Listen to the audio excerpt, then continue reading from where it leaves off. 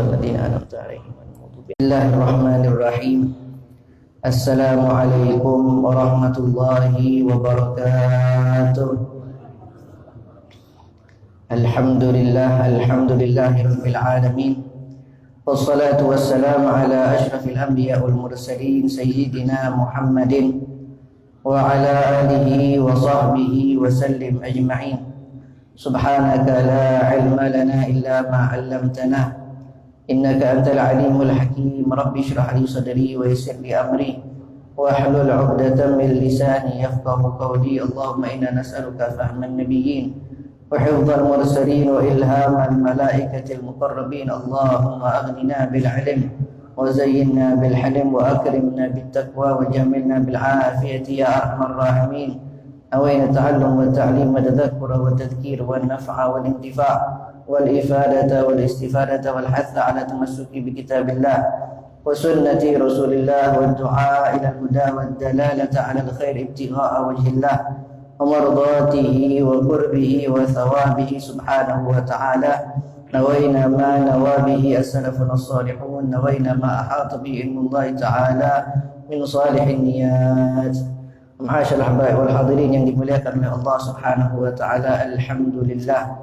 Segala puji bagi Allah Subhanahu wa taala yang masih memberikan kepada kita semua nikmat iman, nikmat Islam, nikmat sehat wal afiat, nikmat panjang umur, nikmat taufik dan hidayah dari Allah Subhanahu wa taala sehingga di pagi hari ini kita kembali dikumpulkan oleh Allah Subhanahu wa taala, dimampukan oleh Allah, dipilih oleh Allah Subhanahu wa taala untuk kita melaksanakan solat subuh secara berjamaah.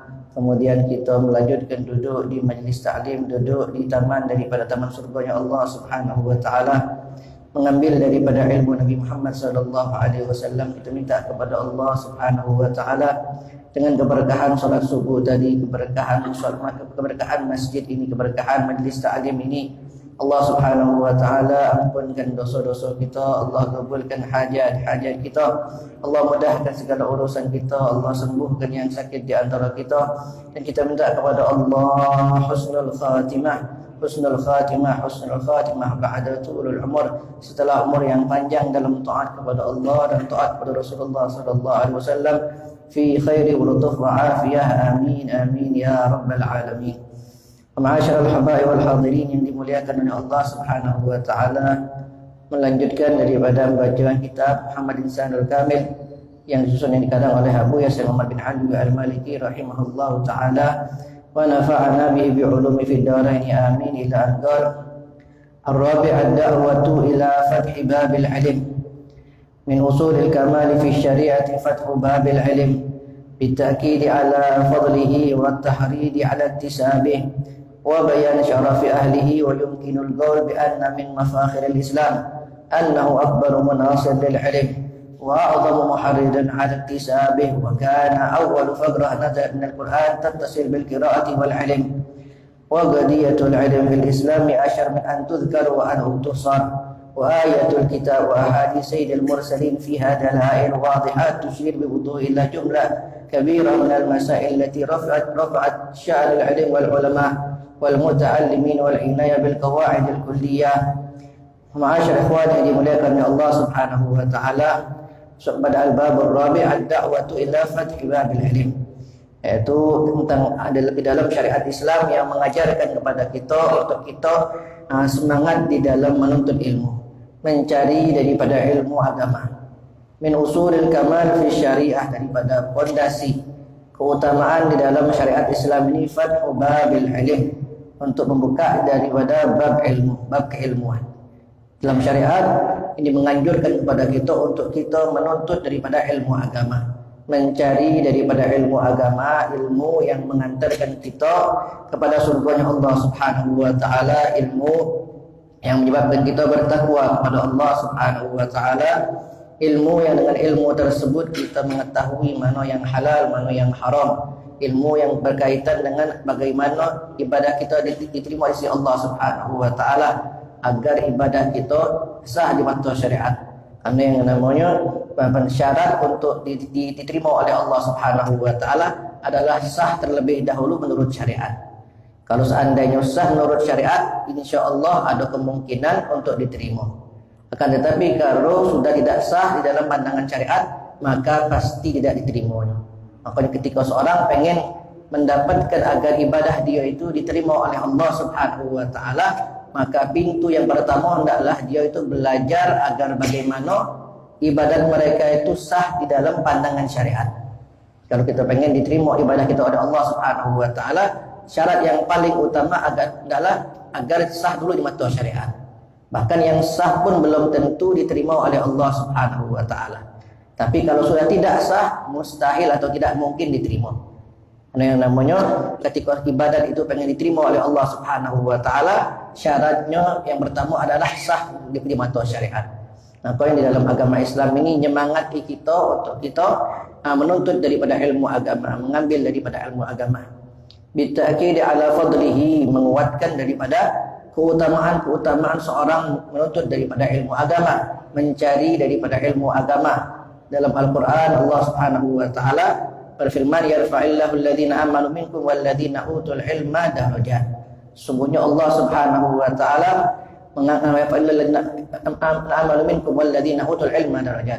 Allah Subhanahu wa taala mengangkat orang-orang yang beriman di antara kalian, dan Allah Subhanahu wa taala mengangkat di antara kalian orang-orang berilmu darajat dengan derajat-derajat yang banyak. Allah Subhanahu wa taala mengangkat kedudukan seorang yang beriman. Seorang yang beriman kepada Allah Subhanahu wa taala diangkat derajatnya di dalam umumnya manusia, dibandingkan dengan orang yang tidak beriman kepada Allah Subhanahu wa taala. Orang yang beriman diangkat derajatnya oleh Allah. Dan di antara orang yang beriman ada yang Allah angkat lebih tinggi lagi. Siapa mereka? Mereka adalah orang-orang yang mencari ilmu agama. Allah angkat dengan derajat yang banyak. Diriwayatkan daripada Sayyidina Abdullah bin Abbas bahwa Allah Subhanahu wa taala mengangkat daripada derajatnya para orang awam, orang yang beriman dibandingkan dengan orang-orang yang berilmu itu dengan 500 derajat. Ada antara satu derajat dan derajat yang lainnya perjalanan 500 tahun. Jadi menunjukkan bahwa kemuliaan orang yang berilmu. Jadi dalam ayat tadi juga syariat mengajarkan kepada kita agar kita semangat mencari ilmu. Ya, karena seorang yang berilmu Allah Subhanahu wa taala akan mengangkat derajatnya jauh di atas derajatnya orang yang beriman. Istilahnya tadi itu diangkat 500 derajat, dan dari satu derajat ke derajat yang lainnya perjalanan 500 tahun. Ini menunjukkan bagaimana syaraful ilm, keutamaan seorang daripada ilmu agama, wa syaraf ahlihi, dan keutamaan seorang yang menuntut daripada ilmu agama. Bitakid ala fadlihi, untuk menganjurkan kepada kita keutamaan daripada orang-orang yang menuntut ilmu agama. Dalam hadis Rasulullah sallallahu alaihi wasallam beliau bersabda, man yuridillahu bi khairan yufaqihu fid din. Orang yang Allah Subhanahu wa taala inginkan kebaikan kepadanya, Allah Subhanahu wa taala akan memberikan, Allah Subhanahu wa taala akan memahamkan agama baginya. Dalam hadis tadi Rasulullah SAW memberitahu kepada kita bahwa orang-orang yang dia itu menuntut daripada ilmu agama, orang-orang yang menghadiri majlis ta'lim, orang-orang yang belajar ilmu agama, itu adalah orang-orang yang mendapatkan kebaikan dari Allah Subhanahu wa taala. Orang-orang yang memang Allah inginkan baik kepadanya, dan Allah Subhanahu wa taala sendiri yang ngecap wong itu baik. Makanya hendaklah kita ketika kita menghadiri majlis-majlis ilmu, menghadiri majlis ta'lim, hendaklah kita husnuzon sesama kita.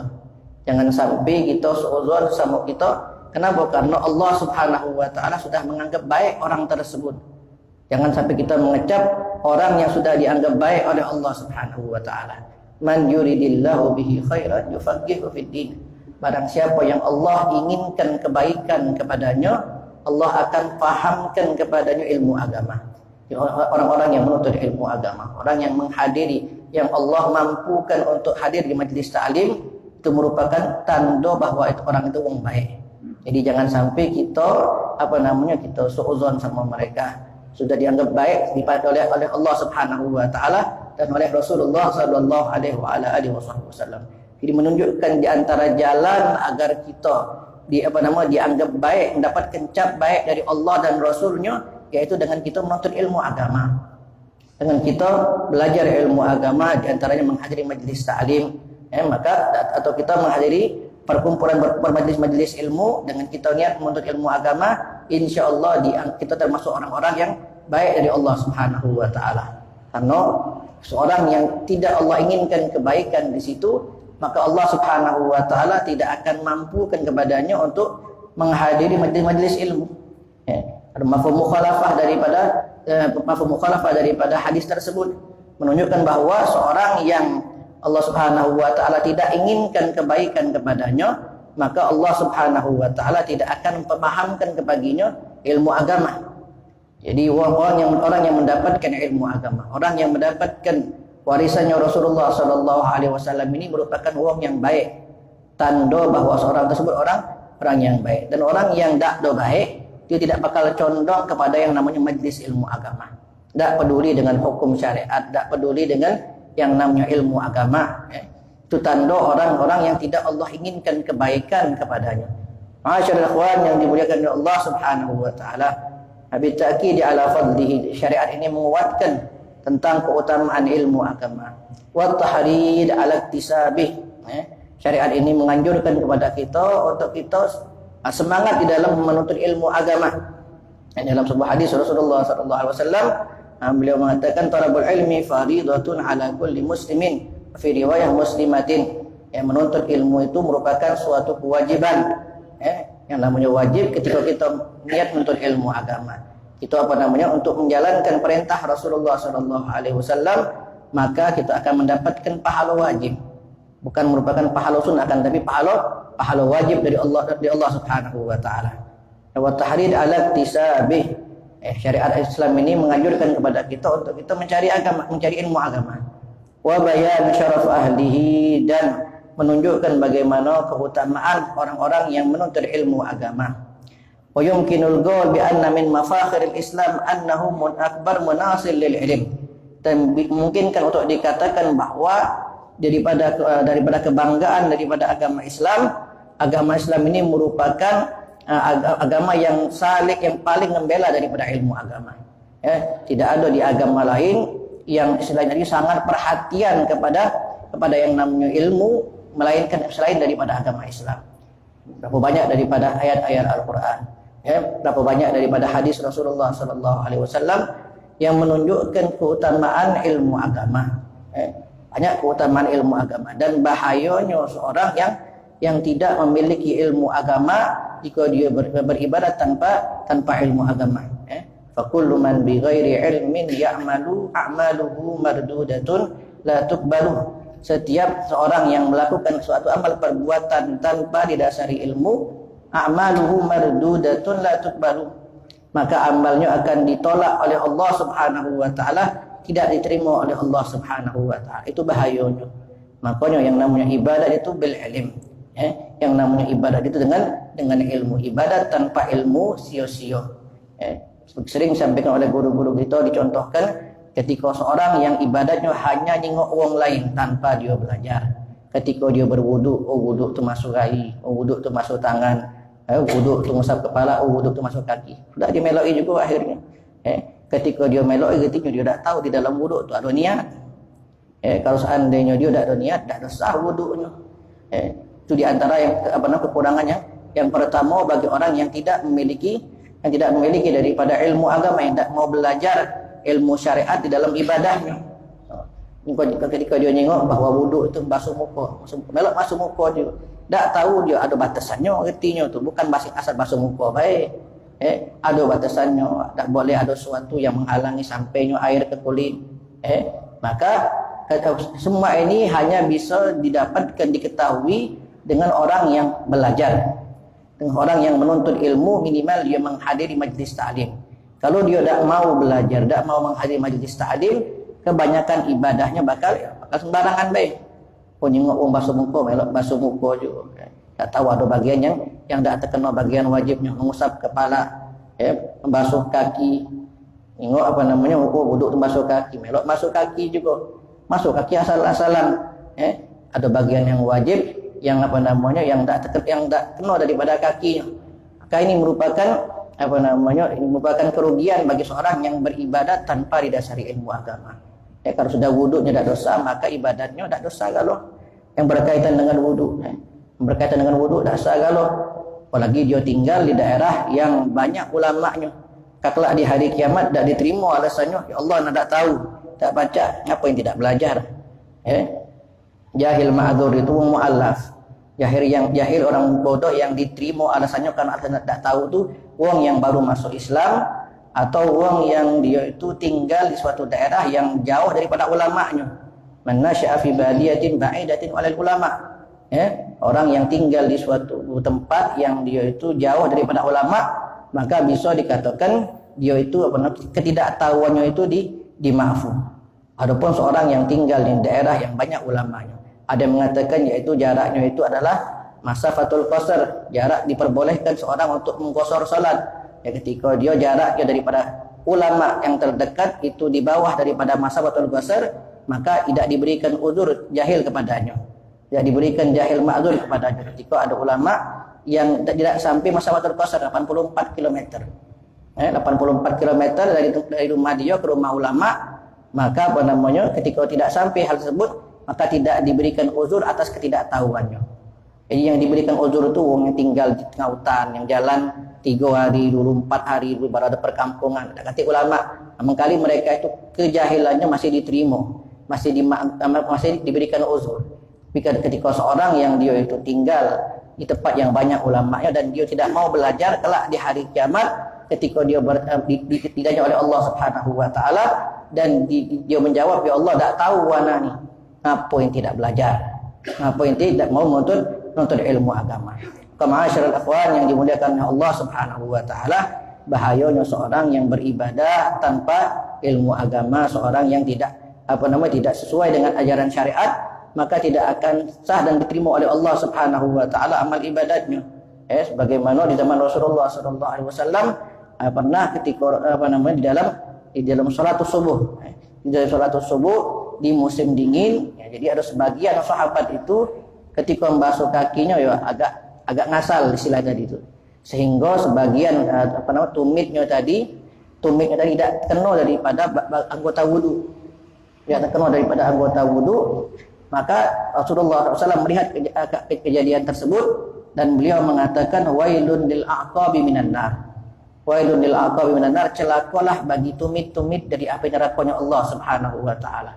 Menunjukkan bahwa para ulama'nya disimpulkan bahwa anggota wudu yang wajib untuk dibasuh, jika tidak dibasuh dengan benar, maka akan digantikan dengan api nerakanya Allah Subhanahu wa taala di tempat tersebut. Ma'asyiral ikhwan yang dimuliakan oleh Allah Subhanahu wa taala, jadi pentingnya seorang menuntut ilmu agama, belajar ilmu syariat dan agama yang sangat memperhatikan daripada masalah ilmu agama adalah agama Islam. Keutamaan menganjurkan kepada kita untuk kita menuntut daripada ilmu agama. Bahkan dalam Al-Qur'an Allah Subhanahu wa taala berfirman, wa qul rabbi zidni ilma. Wa qul rabbi zidni ilma. Katakan wahai Nabi Muhammad, ya Rabbi zidni ilma, ya Allah tambahkan aku ilmu. Ini ayat tadi Allah Subhanahu wa taala khitabkan kepada Rasulullah sallallahu alaihi wasallam agar Rasulullah sallallahu alaihi wasallam meminta tambahan ilmu agama. Rasulullah sallallahu alaihi wasallam siapa yang makhluk yang lebih alim dari Nabi? Tak ada daripada makhluk yang lebih alim dari Nabi, baik manusia ataupun jin ataupun malaikat. Tidak ada yang lebih berilmu daripada Rasulullah sallallahu alaihi wasallam. Akan tetapi Allah masih mengajarkan kepada Rasulullah sallallahu alaihi wasallam untuk minta tambahan ilmu. Allah Subhanahu wa taala mengajarkan kekasihnya. Yang namanya kekasih itu pasti akan memberikan yang terbaik kepada kekasihnya. Allah Subhanahu wa taala mengajarkan kepada Rasulullah sallallahu alaihi wasallam untuk meminta tambahan ilmu. Bukan untuk minta tambahan yang lain atau tambahan yang lainnya, untuk tambahan harta atau tambahan jabatan. Akan tetapi Allah Subhanahu wa taala memerintahkan kepada Muhammad untuk minta kepada Allah, wa qul rabbi zidni ilma. Katakan wahai Muhammad, rabbi zidni ilma. Ya Allah, tambahkan aku ilmu. Idh huwa asyraful khisal wa arfa'ul khilal. Sebutkan dalam kitab Fawaidul Mukhtarah, syarahnya sebut bahwa karena ilmu agama merupakan asyraful khisal, adalah perkara yang paling mulia, perkara yang paling baik, dan perkara yang paling tinggi derajatnya. Ketika seorang berkaitan dengan ilmu, maka akan diangkat oleh Allah Subhanahu wa taala derajatnya, dan Allah Subhanahu wa taala akan memuliakan baginya kehidupannya fid dunya wal barzah wal akhirah. Baik dia di dunia ataupun di alam barzah ataupun di akhirat, akan Allah Subhanahu wa taala akan Allah Subhanahu wa taala memuliakan mereka itu, orang-orang yang berilmu. Qul hal yastawil ladzina la ya'lamuna wal ladzina la ya'lamun. Katakan, apakah sama orang-orang yang berilmu dan orang-orang yang tidak berilmu, orang-orang yang mengetahui dan orang-orang yang tidak mengetahui. Jadi dalam ayat tadi menunjukkan makna yang luar biasa, baik daripada ilmu dunia ataupun ilmu akhirat, tidak bakal sama. Menunjukkan bahwa syaraful ilm, keutamaan ilmu itu luar biasa. Bahkan yang berkaitan dengan ilmu dunia pun, kalau itu bernisbat kepada ilmu, maka dia akan menjadi mulia. Tidak bakal sama orang-orang yang mengetahui dan orang-orang yang tidak mengetahui. Jangankan nak perkara akhirat, perkara dunia be. Wong yang ngerti mesin sama yang tak ada ngerti mesin, ngotik mesin, siapa yang lebih benar? Tidak mungkin sama. Wong yang tak tahu kelistrikan, sama yang tahu kelistrikan, ngotik listrik, maka ya tak bakal sama. Itu juga dengan apalagi seorang yang berkaitan dengan ilmu agama, yang berkaitan dengan ilmu agama, tak bakal sama kehidupannya, tak bakal sama kehidupannya dan kemuliaannya, baik ketika dia di dunia, apakah di alam barzah ataupun di akhirat, tak bakal sama. Dimuliakan oleh Allah Subhanahu wa taala di dunianya, dimuliakan di kuburnya, dimuliakan di akhiratnya, bahkan di surga Allah Subhanahu wa taala pun Allah Subhanahu wa taala muliakan. La yastawil ladzina ya'lamun wal ladzina la ya'lamun. Tak bakal sama orang yang mengetahui dan orang yang tidak mengetahui. Ma'asyarul ikhwan yang dimuliakan oleh Allah Subhanahu wa taala, wa a'dhamu muharrid 'ala iktisabih, wa kanat awwalu faqratin nazalat minal Qur'an tattasilu bil qira'ati wal ilm. Akan menunjukkan bahwa agama Islam ini saking perhatiannya kepada ilmu agama, bahwa yang pertama kali yang Allah Subhanahu wa taala turunkan daripada Al-Qur'an yaitu berkaitan dengan ilmu dan qiraat. Yang pertama kali ayat yang Allah Subhanahu wa taala turunkan, Iqra. Iqra, bacalah. Bacalah merupakan al-qiraah, merupakan al-fatah ila babul ilm. Membaca itu merupakan pintu untuk membuka kepada mendapatkan ilmu agama. Menunjukkan saking perhatiannya syariat dengan perkara ilmu agama, dan jangan kita menyampingkan perkara ilmu ini. Seakan-akan tak penting. Yang penting itu ibadat be. Yang namanya ibadat tak mungkin tanpa ilmu agama. Kalau terkadang termasuk daripada tipu daya syaitan itu. Yang penting ni hidup kita di dunia ni ibadat, banyak zikir, ilmu tak pula lah. Intinya ilmu tu adalah beribadat. Naam, samaratul ilm al ibadah. Tapi tak mungkin seorang itu menjadi beribadah dengan ibadat yang benar kecuali dengan ilmu agama. Bahkan diriwayatkan jika ada seorang yang beribadat sebagaimana ibadatnya para malaikat Allah Subhanahu wa taala. Yang malaikat itu ketika dia beribadat, semenjak Allah Subhanahu wa taala ciptakan, ada yang mereka itu sujud sampai hari kiamat, ada yang mereka ruku sampai hari kiamat, ada yang berdiri sampai hari kiamat, ada yang bertasbih kepada Allah sampai hari kiamat. Ibadat yang luar biasa, ibadat yang sangat banyak, yang tak terputus-putus. Tapi kata para ulamanya, jika seorang itu beribadatnya beribadat seperti ibadat malaikat bi ghairi ilm, kanat minal khasirin, maka dia bakal termasuk orang-orang yang merugi. Jika dia beribadat sebagaimana ibadatnya malaikat, akan tapi tanpa didasari ilmu, maka kelak dia dibangkitkan di hari kiamat termasuk orang-orang yang merugi. Kenapa? Ditakutkan banyak daripada ibadatnya itu tidak sah. Kalau ada dosa boleh capek semua, mau payah baik, pahalanya tak katik. Kenapa? Tidak dosa tidak di mata syariat. Banyak daripada keutamaan untuk kita menuntut daripada ilmu agama. Bahkan Sayyidina Umar bin Khattab radhiyallahu taala anhu, beliau melarang kepada orang-orang yang di zamannya, orang-orang di pasar khususnya, untuk berjualan jika tidak memiliki ilmu. Beliau mengatakan, la yabi fi suqina illa man tafaqqah. Man lam yatafaqqah akala riba alima aw lam ya'lam. Kata beliau, tak boleh berjualan di pasar kami kecuali wong yang telah mengerti dulu masalah hukum syariat, masalah jual beli. Karena seorang yang jualan yang kemudian tanpa dia belajar, dia bakal makan daripada makanan riba, sadar atau tidak sadar. Menunjukkan pentingnya seorang ini untuk menuntut daripada ilmu agama. Wa yumkinu al-qawl bi anna mafakh al-Islam anu akbar munasid lil ilm wa awwalu faqatin nazalat min al-Qur'an tattasilu bil qira'ah wal ilm. Yang pertama kali turun daripada Al-Qur'an adalah perintah untuk membaca Iqra bismi rabbikal ladzi khalaq. Untuk membaca dengan nama Tuhanmu yang telah menciptakan.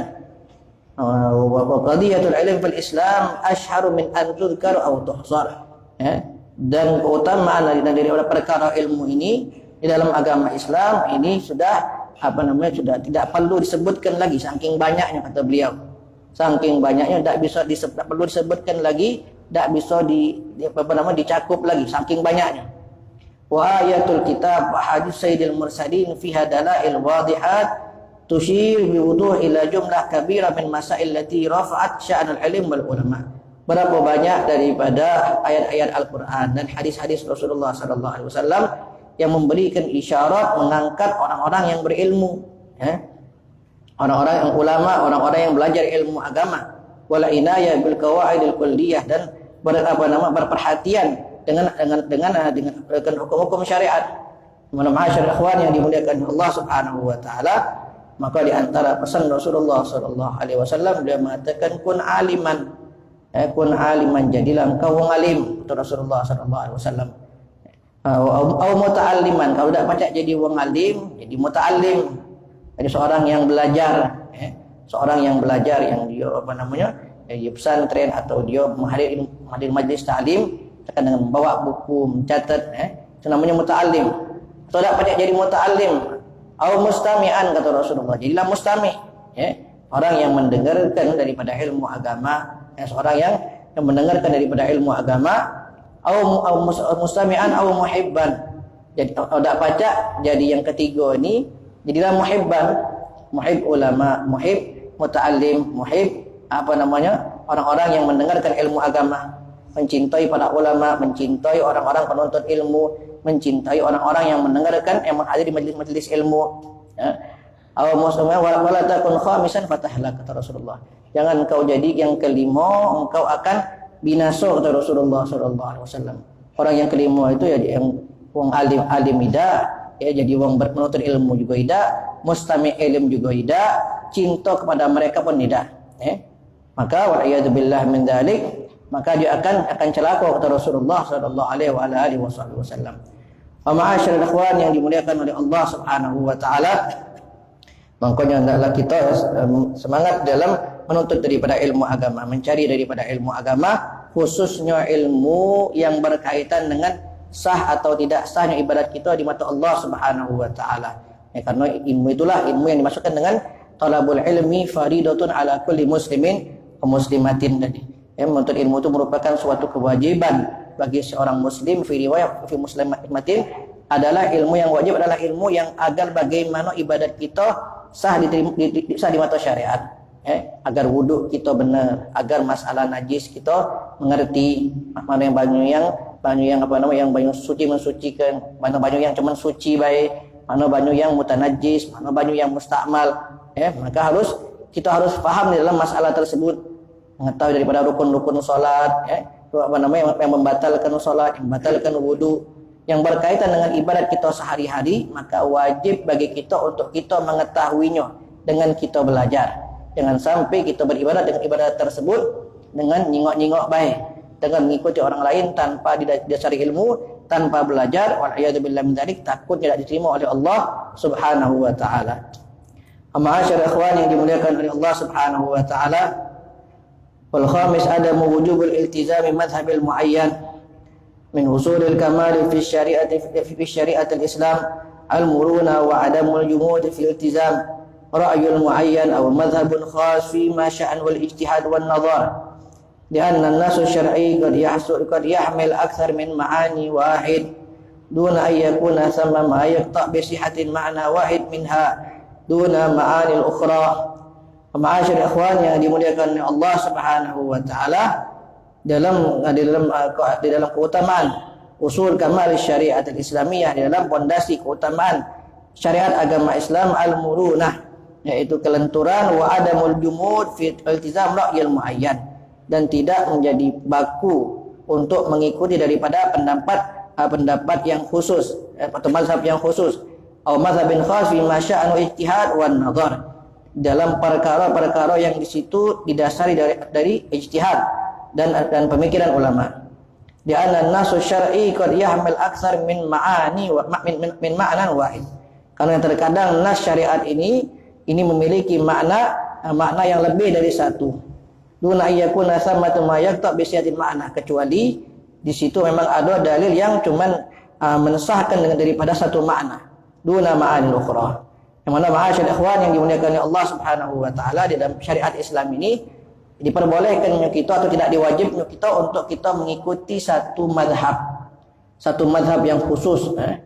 Yang benar itu mazhab Imam Syafi'i memang konyo. Selain Imam Syafi'i misalkan salah kalau batil kalau tidak. Dalam mazhab kita ini ada mazhabnya Imam Syafi'i, mazhab Imam Abu Hanifah, mazhab Imam Malik, mazhab Imam Ahmad bin Hanbal, yang mereka semua benar galau. Mereka semua benar galau, yang itu merupakan mazhab Ahlus Sunnah wal Jamaah.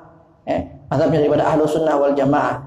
Maka dalam agama Islam tidak mewajibkan untuk kita milih salah satu daripada mazhab dan yang menyalahkan daripada mazhab yang lainnya. Apalagi di dalam perkara yang sifatnya ijtihadi di situ.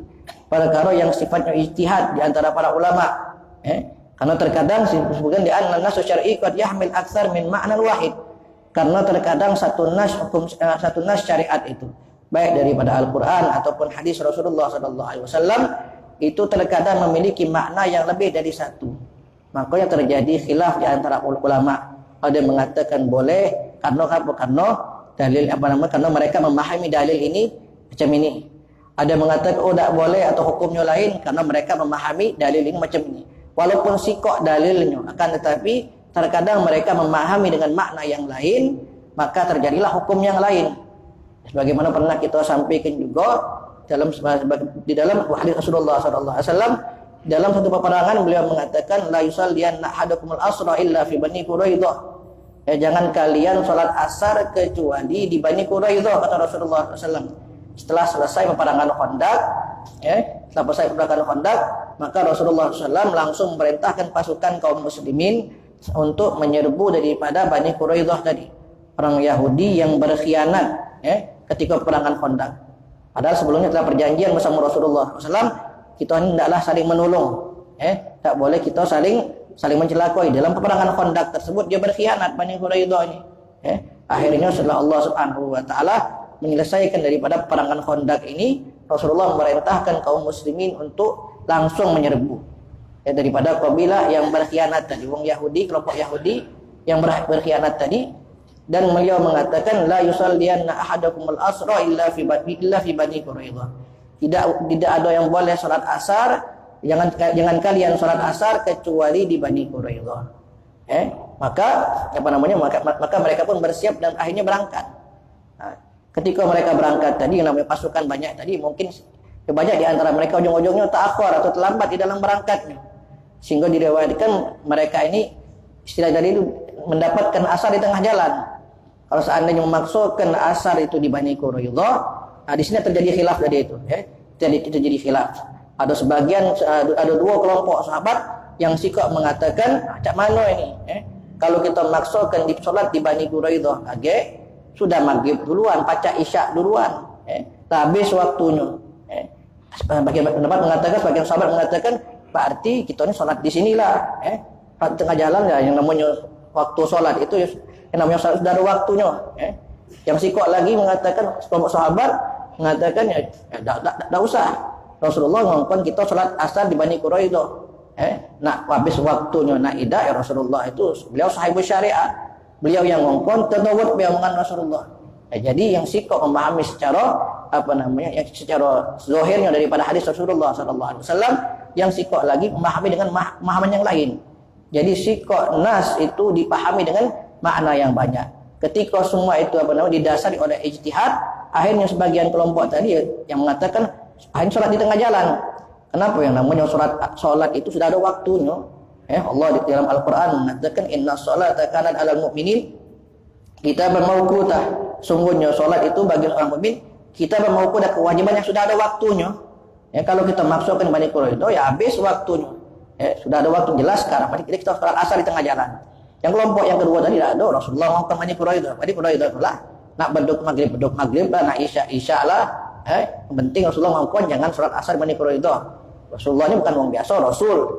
Mendapatkan wahyu dari Allah Subhanahu wa taala, beliau sahibul syariat. Jadi dalam sikap daripada nas hadis Rasulullah sallallahu alaihi wasallam ini ada dua pandangan perbedaan. Dan ketika itu didasari dengan ijtihad dan akhirnya pun kabar ini sampai kepada Rasulullah sallallahu alaihi wasallam, maka Rasulullah sallallahu alaihi wasallam beliau tidak nyalakan dua-duanya. Tidak ngatoi ngapo inti salat tengah jalan, anak ngongkon salat di Bani Quraidah, tidak dikalahkan sama Rasulullah sallallahu alaihi wasallam. Kelompok yang kedua, ngapo kamu masukkan salat di Bani Quraidah yang namanya waktu asar, tidak ada kata yang dimarahin. Semuanya didasarkan dengan ijtihad dan pendapat yang masing-masing. Ketika perbedaan pendapat itu dilandasi dengan ijtihad, maka benar dan salahnya pun tidak kata yang salah. Kalau memang seandainya benar sesuai dengan yang keinginan syariat, maka dapat dua pahala. Barang siapa yang kemudian dia salah, tidak berdosa, dapat sikap pahala ijtihadnya tadi. Ini menunjukkan bahwa di dalam syariat ini tidak mewajibkan kepada kita untuk mengikuti daripada sikap sikap pandangan, sikap pendapat. Bahkan di dalam satu nas itu terkadang memiliki makna yang lebih daripada satu. Kecuali memang di situ memang ada dalil yang pasti yang mengatakan bahwa merupakan sikap sikap hukum itulah, ada kata hukum yang lain. Contoh tentang keesaan Allah Subhanahu wa taala. Kata khilaf dalam keesaan Allah. Dalam Allah Subhanahu wa taala Maha Esa ada kata. Kecuali memang di dalam sisi suatu hukum tadi tidak ada daripada perbedaan pendapatnya. Ma'asyiral ikhwan yang dimuliakan oleh Allah Subhanahu wa taala, maka yang di dalam khilaf daripada umatnya Rasulullah sallallahu alaihi wasallam ini ada rahmat dari Allah Subhanahu wa taala. Riwayatkan ikhtilaf ummati rahmah. Perbedaan pendapat di dalam umatku ini ada rahmat dari Allah Subhanahu wa taala. Yudayakna sama tamayyak tabisatin makna wahid min hadun al-ma'ani al-ukhra wa tariqul ladhi yatarajjah bihi hadha al-ma'na al-mustafad ala ma'na al-ukhra al-ma'na al-akhar al-mustafad min nasin wahid wal ijtihad wal nadar wal bahas. Jadi ketika suatu hukum syariat itu yang dilandasi oleh ijtihad dan yang dibahas oleh para ulama, maka kita tidak wajib untuk mengikuti daripada salah satu pendapat baik dan pendapat yang lain kita menyalahkannya. Jadi tidak boleh kita menyalahkan pendapat yang lain ketika pendapat tersebut dalilnya adalah ijtihad. Makanya di dalam furu'ul ibadat, di dalam cabang daripada ibadat, kita di situlah banyak biasanya masalah khilafiyah. Adapun di dalam usul mereka semua sama galau. Dalam pokok-pokok ibadat misalkan di dalam wudu itu ya harus membasuh wajah, harus membasuh tangan, harus mengusap kepala, harus membasuh kaki. Nah, itu merupakan usul di dalam syariat. Adapun ada furuknya. Apa furuknya itu? Masalah bagian-bagiannya tadi. Masalah bagian tadi. Ada yang mensyaratkan harus digosok. Kalau masuk air tidak digosok, itu atau masuk anggota wudu tidak digosok, tidak dosa. Di antara pendapatnya Imam Malik. Maka itu merupakan furuk ibadat. Dalam mazhab kita tidak mewajibkan. Kalau mazhab kita ini tinggal kita nuangkan ngembek canting, nyiramkan di gaya kita baik tanpa kita menggosoknya sudah sah. Atau kita buka keran baik misalkan gaya kita basuh, kalau yang penting bagiannya wajib kena galau. Kemudian kita mengalirkan banyu tadi di tangan kita tanpa kita mengusap, tanpa kita menggosoknya, itu sudah sah. Tapi di dalam mazhab Imam Malik tidak sah katanya. Harus yang namanya digosok. Dan ini merupakan furu' tadi, cabang daripada usul ibadat tadi yang merupakan di dalamnya ada masalah ijtihadnya. Jadi tidak boleh kita mengatakan mazhab kita yang paling benar, mazhab yang lain itu salah. Kalau mazhab Imam Malik sesuai mazhab ini tidak boleh. Karena yang namanya perkara yang sifatnya sifat ijtihadiyah itu, yang sifatnya ijtihadnya para ulama, ketika ijtihadnya suatu hukum yang didasari dengan ijtihad, maka kita tidak bisa untuk menyalahkannya. Ma'asyiral ikhwan yang dimuliakan oleh Allah Subhanahu wa taala, dan di sini ada di antara kemuliaan daripada agama Islam, kelembutan daripada agama Islam, tidak kita jadi pecah wong yang kaku. Yang benar itu pendapat anak, selain daripada pendapat anak salah galau. Nah, itu seorang yang macam itu menunjukkan kedangkalan daripada ilmunya. Wal a'yadzu billahi min dzalik. Ma'asyiral ikhwan yang dimuliakan oleh Allah Subhanahu wa taala, kita minta kepada Allah mendapatkan ilmu yang barakah, ilmu yang bermanfaat, ilmu yang menuntun kita kepada keridhaan Allah Subhanahu wa taala. Kita minta kepada Allah husnul khatimah ba'da tul umur fi khair wa afiyah. Amin amin ya rabbal alamin.